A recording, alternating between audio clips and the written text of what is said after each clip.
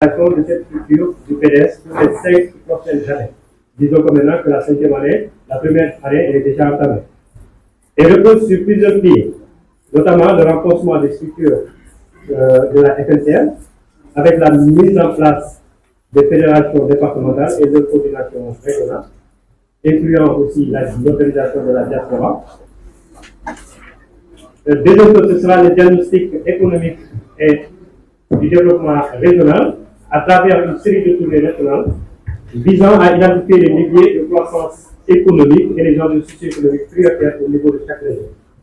Ces tournées vont commencer dès la fin juin 2025 de cette année et se terminer en mai 2028.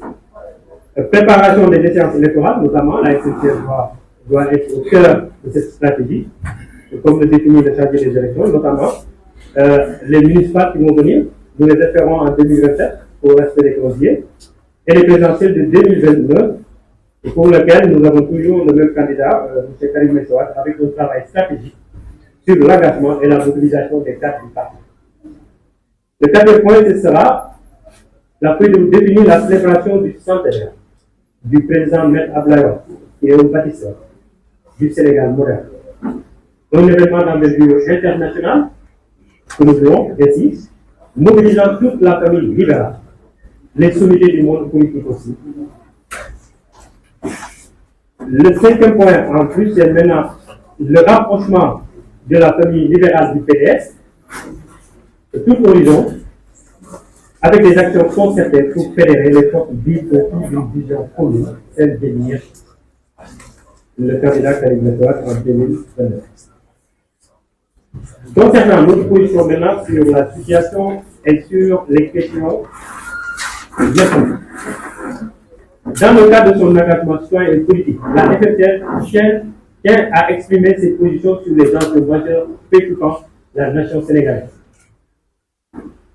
Les libertés individuelles collectives, par exemple, la FFTL réaffirme que les libertés individuelles et collectives des Sénégalais constituent des actes démocratiques fondamentaux, garantis par la Constitution du Sénégal, nous le savons tous. Elle exhorte alors les autorités actuelles à préserver ces principes sans aucun recul démocratique afin de garantir leur respect et leur pérennité. La réduction des comptes, parlons-en aussi. La FNCL soutient fermement toute initiative visant à promouvoir la transparence et la responsabilité dans la gestion publique, tant pour celle précédente que celle actuelle.